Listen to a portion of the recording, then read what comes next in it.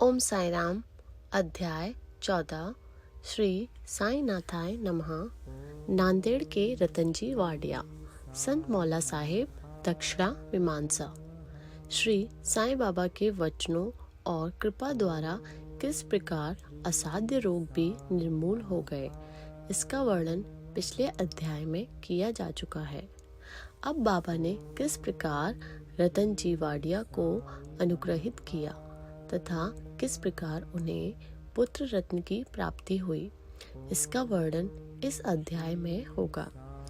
इस संत की जीवनी सर्व प्रकार से प्राकृतिक और मधुर है। इनके अन्य कार्य भी, जैसे भोजन, चलना फिरना तथा स्वाभाविक अमृतोपदेश, बड़े ही मधुर हैं। वे आनंद के अवतार हैं। इस परमानंद का उन्होंने अपने भक्तों को भी रसास्वादन कराया और इसीलिए उन्हें उनकी चिर स्मृति बनी रही। भिन्न भिन्न प्रकार के कर्म और व्यक्तियों की अनेक कथाएं भक्तों को उनके द्वारा प्राप्त हुई, जिससे वे सत्व मार्ग का अवलंबन करें और वे सदैव जागरूक रहकर अपने जीवन का परम लक्ष्य आत्म अनुभूति या ईश्वर दर्शन अवश्य प्राप्त करें। पिछले जन्मों के शुभ कर्मों के फलस्वरूप ही यह देह प्राप्त हुई है और उसकी सार्थकता तभी है जब उसकी सहायता से हम इस जीवन में भक्ति और मोक्ष प्राप्त कर सकें। हमें अपने अंत और जीवन के लक्ष्य के हेतु सदैव सावधान तथा तत्पर रहना चाहिए। यदि तुम नित्य श्री साईं की लीलाओं का श्रवण करोगे तो तुम्हें उनके सदैव दर्शन होते रहेंगे। दिन रात उनका हृदय में स्मरण करते रहो। इस प्रकार आचरण करने से मन की चंचलता शीघ्र नष्ट हो जाएगी। यदि इसका निरंतर अभ्यास किया गया तो तुम्हें चैतन्य घन से अभिन्नता प्राप्त हो जाएगी। नांदेड़ के रतन जी। अब हम इस अध्याय की मूल कथा का वर्णन करते हैं। नांदेड़, जो कि निजाम रियासत है, में रतनजी सापुड़जी वाडिया नामक एक प्रसिद्ध व्यापारी रहते थे। उन्होंने व्यापार में यथेष्ट धनराशि संग्रह कर ली थी। उनका पासा अतुलनीय संपत्ति, खेत और चरोहर तथा कई प्रकार के पशु, घोड़े, गधे, खच्चर आदि और गाड़ियां भी थीं। वे अत्यंत भाग्यशाली थे। यद्यपि बाह्य दृष्टि से वे अधिक सुखी और संतुष्ट प्रतीत होते थे, परंतु भावार्थ में वे वैसे ना थे। विधाता की रचना कुछ ऐसी विचित्र है कि इस संसार में पूर्ण सुखी कोई नहीं है और धनाढ्य रतनजी भी इसके अपवाद न थे। वे परोपकारी तथा दानशील थे। वे दीनों को भोजन और वस्त्र वितरण करते तथा सभी लोगों की अनेक प्रकार से सहायता किया करते थे। उन्हें लोग अत्यंत सुखी समझते थे, किंतु दीर्घ काल तक संतान न होने के कारण उनके हृदय में संताप अधिक था। जिस प्रकार प्रेम तथा भक्ति रहित कीर्तन, वाग रहित संगीत, यज्ञोपवीत रहित ब्राह्मण, व्यवहारिक ज्ञान रहित कलाकार, पश्चाताप रहित तीर्थ यात्रा और कंठमाला रहित अलंकार उत्तम प्रतीत नहीं होते, उसी प्रकार संतान रहित गृहस्थ का घर भी सूना ही रहता है। रतनजी सदैव इसी चिंता में निमग्न रहते थे। वे मन ही मन कहते, क्या ईश्वर की मुझ पर कभी दया ना होगी? क्या मुझे कभी पुत्र की प्राप्ति ना होगी?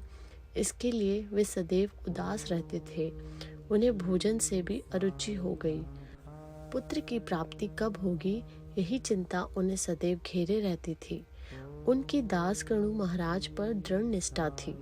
उन्होंने अपना हृदय उनके सम्मुख खोल दिया। तब उन्होंने श्री साईं समर्थ की शरण जाने और उनसे संतान प्राप्ति के लिए प्रार्थना करने का परामर्श दिया। रतन जी को भी यह विचार रुचिकर प्रतीत हुआ और उन्होंने शिरडी जाने का निश्चय किया। कुछ दिनों के उपरांत वे शिरडी आए और बाबा के दर्शन कर उनके चरणों पर गिरे। उन्होंने एक सुंदर हार बाबा को पहनाकर बहुत से फल फूल भेंट किए। तत्पश्चात आदर सहित बाबा के पास बैठकर इस प्रकार प्रार्थना करने लगे। अनेक आपत्तिग्रस्त लोग आपके पास आते हैं और आप उनके कष्ट तुरंत दूर कर देते हैं। यही कीर्ति सुनकर मैं भी बड़ी आशा से आपके श्री चरणों में आया हूँ।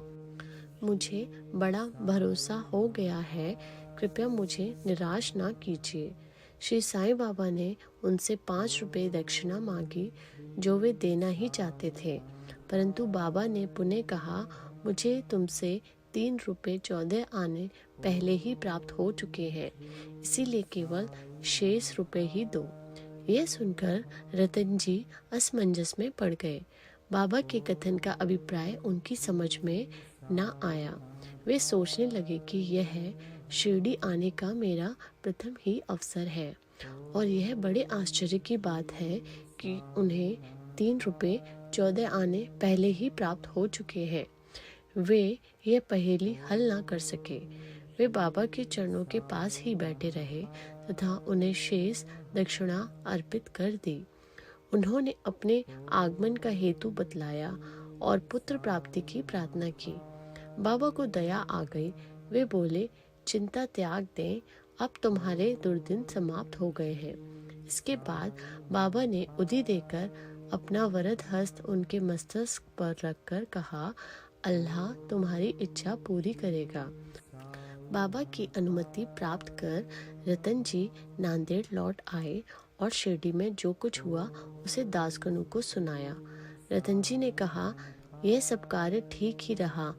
बाबा के शुभ दर्शन हुए, उनका आशीर्वाद और प्रसाद भी प्राप्त हुआ, परंतु वहाँ की एक बात समझ में नहीं आई।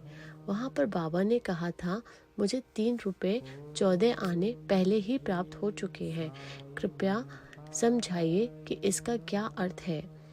इससे पूर्व मैं शिरडी कभी भी नहीं गया, फिर बाबा को वे रुपए कैसे प्राप्त हो गए जिसका उन्होंने उल्लेख किया। दासगणों के लिए भी यह एक पहेली ही थी। बहुत दिनों तक वे इस पर विचार करते रहे। कई दिनों के पश्चात उन्हें स्मरण हुआ कि कुछ दिन पहले रतन जी ने एक यवन संत मौला साहिब को अपने घर आतिथ्य के लिए निमंत्रित किया था तथा इसके निमित्त उन्होंने कुछ धन व्यय किया था। मौला साहिब नांदेड़ के एक प्रसिद्ध संत थे जो कुली का काम किया करते थे।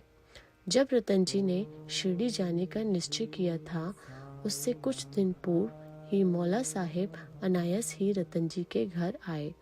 रतन जी उनसे अच्छी तरह परिचित थे तथा उनसे प्रेम भी अधिक किया करते थे, इसीलिए उनके सत्कार में उन्होंने एक छोटे से जलपान की व्यवस्था की थी। दासगणों ने रतन जी से आतिथ्य के खर्च की सूची मांगी और यह जानकर सबको आश्चर्य हुआ कि खर्चा ठीक 3 रुपए 14 आने ही हुआ था, न इससे कम था और न अधिक। सबको बाबा की त्रिकालज्ञता विदित हो गई। यद्यपि वे शिरडी में विराजमान थे, परंतु शिरडी के बाहर क्या हो रहा है इसका उन्हें पूरा पूरा ज्ञान था। यथार्थ में बाबा भूत, भविष्य और वर्तमान के पूर्ण ज्ञाता और प्रत्येक आत्मा तथा हृदय के साथ संबंध थे। अन्यथा मौला साहिब के स्वागतार्थ खर्च की गई रकम बाबा को कैसे विदित हो सकती थी। रतन जी इस उत्तर से संतुष्ट हो गए और उनकी साईं चरणों में प्रगाढ़ प्रीति हो गई। उपयुक्त समय के पश्चात उनके यहाँ एक पुत्र का जन्म हुआ, जिससे उनके हर्ष का पारावार न रहा। कहते हैं कि उनके यहाँ 12 संतानें हुई, जिनमें से केवल 4 शेष रही। इस अध्याय के नीचे लिखा है कि बाबा ने राव बहादुर हरि विनायक साठे को उनकी पहली पत्नी की मृत्यु के पश्चात दूसरा ब्याह करने पर पुत्र रत्न की प्राप्ति बतलाई। राव बहादुर साठे ने द्वितीय विवाह किया। प्रथम 2 कन्याएं हुई, जिससे वे बड़े निराश हुए, परंतु तृतीय बार पुत्र प्राप्त हुआ। इस तरह बाबा के वचन सत्य निकले और वे संतुष्ट हो गए। दक्षिणा मीमांसा। दक्षिणा के संबंध में कुछ अन्य बातों का निरूपण कर हम ये अध्याय समाप्त करेंगे। यह तो विदित ही है कि जब लोग बाबा के दर्शन को आते थे, उनसे बाबा दक्षिणा लिया करते थे। यहाँ किसी को भी शंका उत्पन्न हो सकती है कि जब बाबा फकीर और पूर्ण विरक्त थे, तो क्या उनका इस प्रकार दक्षिणा ग्रहण करना और कांचन को महत्व देना उचित था? अब इस प्रश्न पर हम विस्तृत रूप से विचार करेंगे। बहुत काल तक बाबा भक्तों से कुछ भी स्वीकार नहीं करते थे। वे जली हुई दिया सलाइयाँ एकत्रित कर अपनी जेब में भर लेते थे। चाहे भक्त हो या और कोई, वे कभी किसी से कुछ भी नहीं मांगते थे। यदि किसी ने उनके सामने एक पैसा रख दिया तो वे उसे स्वीकार करके उससे तेल आदि खरीद लिया करते थे। वे प्राय बीड़ी या चिलम पिया करते थे। कुछ लोगों ने सोचा कि बिना कुछ भेंट किए संतों के दर्शन उचित नहीं है, इसीलिए वे बाबा के सामने पैसे रखने लगे। यदि एक पैसा होता तो वे उसे जेब में रख लेते, और यदि 2 पैसे हुए तो तुरंत उसमें से 1 पैसा वापस कर देते थे। जब बाबा की कीर्ति दूर दूर तक फैली और लोगों के झुंड बाबा के दर्शनार्थ आने लगे, तब बाबा ने उनसे दक्षिणा लेना आरंभ कर दिया। श्रुति कहती है कि स्वर्ण मुद्रा के अभाव में भगवत पूजन भी अपूर्ण है। अतः जब ईश्वर पूजन में मुद्रा आवश्यक है, तो संत पूजन में क्यों ना हो। इसीलिए शास्त्रों में कहा है कि ईश्वर, राजा, संत या गुरु के दर्शन अपनी सामर्थ्य अनुसार बिना कुछ अर्पण किए कभी नहीं करना चाहिए। उन्हें क्या भेंट दिया जाए, अधिकतम मुद्रा या धन, इस संबंध में उपनिषदों में वर्णित नियमों का अवलोकन करें। ब्रह्मदारण्यक उपनिषद में बताया गया है कि दक्ष प्रजापति ने देवता, मनुष्य और राक्षसों के सामने एक अक्षर द का उच्चारण किया। देवताओं ने इसका अर्थ लगाया कि उन्हें दम अर्थात आत्मनियंत्रण का अभ्यास करना चाहिए। मनुष्यों ने समझा कि उन्हें दान का अभ्यास करना चाहिए, तथा राक्षसों ने सोचा कि हमें दया का अभ्यास करना चाहिए। मनुष्यों को दान की सलाह दी गई। तैत्तिरीय उपनिषद में दान व अन्य सत्व गुणों को अभ्यास में लाने की बात कही गई है।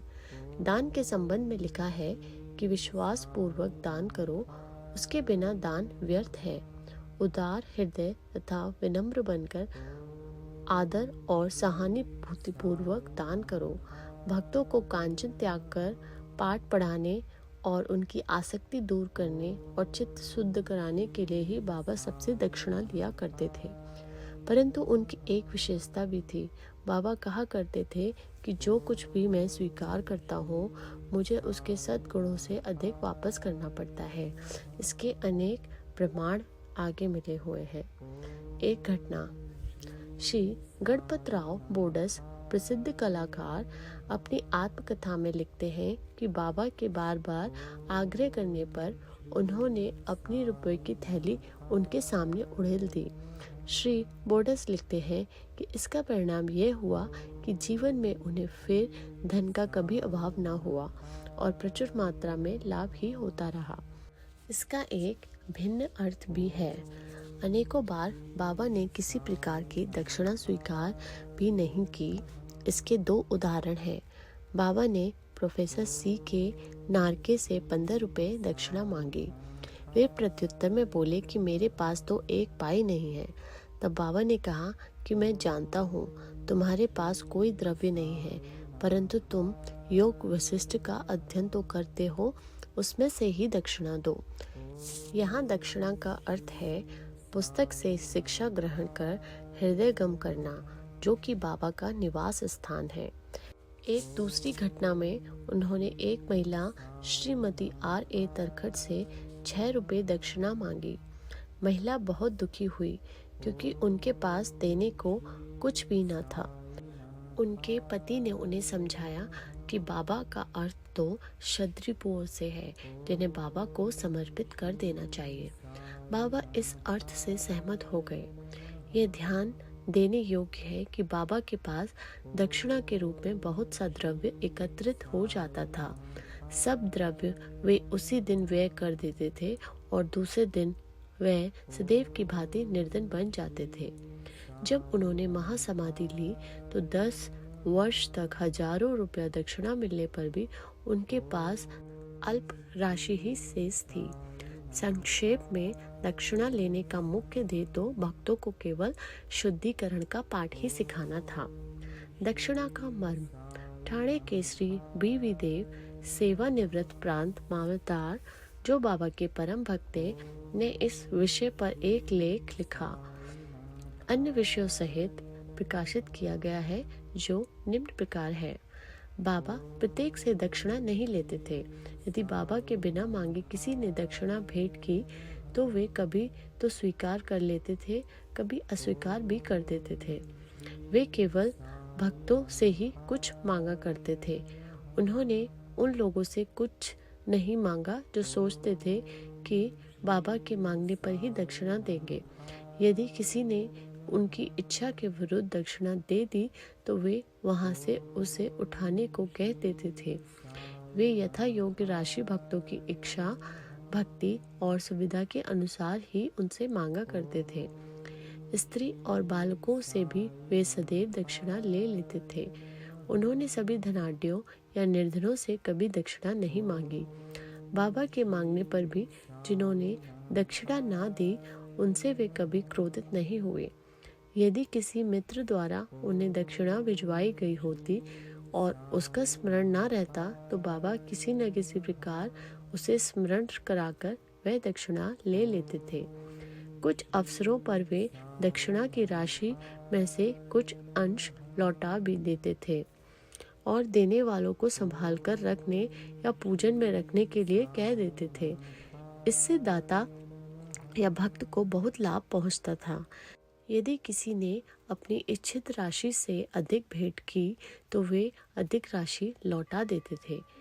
किसी किसी से तो वे उसकी इच्छित राशि से भी अधिक मांग बैठते थे और यदि उसके पास नहीं होती तो दूसरे से उधार लेने या दूसरों से मांगने को भी कहते थे।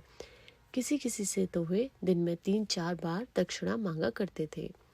दक्षिणा में एकत्रित राशि से बाबा अपने लिए थोड़ा बहुत खर्च किया करते थे, जैसे चिलम पीने की तंबाकू और धूनी के लिए लकड़ियां मोल लेने के लिए आदि। शेष अन्य व्यक्तियों को विभिन्न राशियों में भिक्षा स्वरूप दे देते थे। शिरडी संस्थान की समस्त सामग्रियां राधा कृष्ण माई की प्रेरणा से ही धनी भक्तों ने एकत्रित की थी। अधिक मूल्य वाले पदार्थ लाने वालों से बाबा अति क्रोधित हो जाते हैं और अपशब्द कहने लगते। उन्होंने श्री नाना साहेब चांदोरकर से कहा कि मेरी संपत्ति केवल एक कॉपीन और टमरेल है। लोग बिना कारण ही मूल्यवान पदार्थ लाकर मुझे दुखित करते हैं। कामिनी और कांचन मार्ग में 2 मुख्य बाधाएं हैं और बाबा ने इसके लिए 2 पाठशालाएं खोली थी, यथा दक्षिणा ग्रहण करना और राधा कृष्ण माई के यहाँ भेजना, इस बात की परीक्षा करने के लिए कि क्या उनके भक्तों ने इन आसक्तियों से छुटकारा पा लिया है या नहीं। इसीलिए जब कोई आता तो वे उनसे शाला में राधा कृष्ण माई के घर जाने को कहते। यदि वे इन परीक्षाओं में उत्तीर्ण हो गए, अर्थात यह सिद्ध हुआ कि वे कामिनी और कांचन की आसक्ति से विरक्त हैं, तो बाबा की कृपा और आशीर्वाद से उनकी आध्यात्मिक उन्नति निश्चित ही हो जाती थी। श्री देव ने गीता और उपनिषद से घटनाएं उद्धत की है और कहते हैं कि किसी तीर्थ स्थान में किसी पूज्य संत को दिया हुआ दान दाता को बहुत कल्याणकारी होता है। शिरडी और शिरडी के प्रमुख देवता साईं बाबा से पवित्र और है ही क्या। श्री सद्गुरु साईनाथार्पण मस्तु। शुभम भवतु। ओम साई राम।